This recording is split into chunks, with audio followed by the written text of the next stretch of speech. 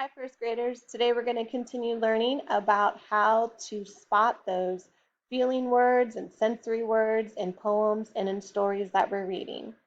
So remember, authors will often use our adjectives to describe how things look, how they feel, how they touch, how they taste, how they smell. Remember, those are all of our five senses. And they give us an idea of what the character is feeling or experiencing in a poem or a story. So let's see how this works in a poem. We're going to read a poem today called Flying. So already you probably have a mental image of what flying could possibly mean. So we're going to listen to this poem and we're going to be thinking inside our heads about, what is happening to the character in this poem? How are they feeling? What are those sensory words, those adjectives that are helping me create that mental picture of what the character is seeing, what they're feeling, what they're smelling, tasting, touching? All right, let's see what we can find in the poem. Taking off of the ground, I can hear a loud and scary rumbling sound. I am nervous as we reach the sky. My eyes are closed. Opening them, I may try. I look out the window. I look straight down. I am excited to go to a new town. Soon it's done. We land on the ground. Feeling relieved, my heart continues to pound. Hmm.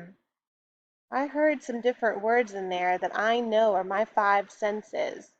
But I want to read it again and I want to make sure that I'm thinking inside my head about how this character is feeling and what words the poet has used to help me understand how they're feeling. All right, so let's read it one more time. Taking off of the ground, I can hear a loud and scary rumbling sound. I am nervous as we reach the sky. My eyes are closed. Opening them, I may try. I look out the window. I look straight down. I'm excited to go to a new town. Soon it's done. We land on the ground. Feeling relieved, my heart continues to pound. Hmm. All right. So I heard some words that the author or the poet used to describe how the character's feeling in this poem, what they're seeing, what they're experiencing, what they're hearing, those sensory words. You've got a mental picture in your head of what happened. Now let's see if we can circle some of the words or identify some of the words that the poet uses to help us understand how the character is feeling. So I'm going to use these little boxes and I'm going to bring one over here and I'm going to see, which of these words is a feeling word or a sensory word in the poem? Well, here's our first word, scary. And I notice that the word scary is used in the poem. I can hear a loud and scary rumbling sound. So I know that the word scary is a feeling word. I know what it feels like to be scared sometimes when I'm trying something new.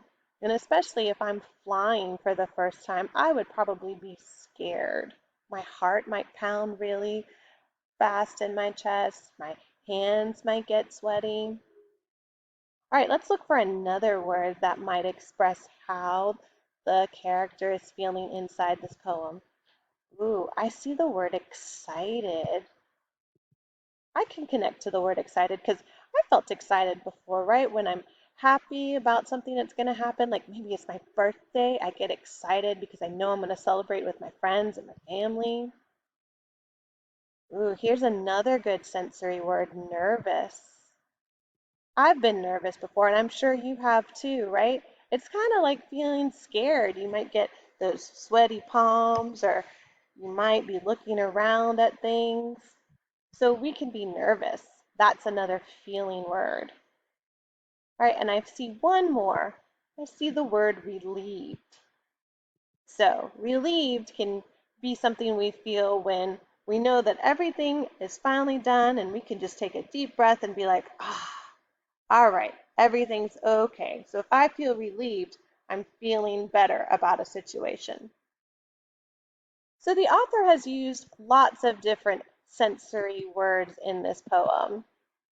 We've seen and we've talked about how you might feel scared or nervous, relieved or excited. And look at some ways we might express that with my eyes are closed. That might be something when I'm nervous, I close my eyes because I don't want to see it. Here I see the word feeling relieved. My heart continues to pound. So even though I'm feeling better, my heart is still kind of racing in my chest because I've been nervous or scared. All right, so let's take a look now at how we use sensory words or feeling words inside of a story. This story is called The Big Race. So go ahead and do a mental picture in your head of what it means to race. And then let's see what happens to the character in this story. The big day was here. It was time for Hannah to run in her first race. She had been practicing every day. She had her new racing shoes on her feet, but her legs were shaking and her hands were sweating. Her tummy felt a bit upset too. Hannah was thinking she wouldn't be fast enough. As she got to the starting line, the crowd was yelling and cheering. She heard her sister shouting her name, then bang! The runners were off. Hannah ran as fast as she could and came across the finish line in first place. Her family hugged her and told her they were so proud of her. She was proud of herself too, because all of her work had paid off. All right, so let's take a look at number 1 here. It says, how was Hannah feeling at the beginning of the story? Happy, nervous, or angry? All right, so I'm going to look back in the story here, and I'm going to read this first section again, and I'm going to think about how does Hannah feel at the beginning? The big day was here. It was time for Hannah to run in her first race. She had been practicing every day. She had new racing shoes on her feet, but her legs were shaking. Ooh, I can picture that. And her hands were sweating. Ooh, I know what that feels like. Her tummy felt a bit upset too. Oh, I bet we all can identify with that one. All right, so her hands are sweaty, her legs are shaking, and her tummy feels a bit upset.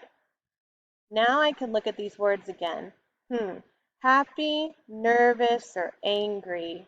Well, she's definitely not angry. I don't hear any words that describe her feeling mad. So now we have happy and nervous. I think nervous is going to work better here because I know that when I get nervous, my hands sweat, my legs might shake, and my tummy might feel a little bit upset. So nervous works best here. So boys and girls, I'm going to stop here, and you're going to have a chance to answer these other 3 questions for your reading practice. So you're going to be talking about how Hannah was feeling at the end of the story, and then you're going to be finding some words that appeal to your sense of hearing. So you're going to look for words that help you know that the author is using your sense of hearing. So think of something. Are they loud? Are they cheering? Look for words like that.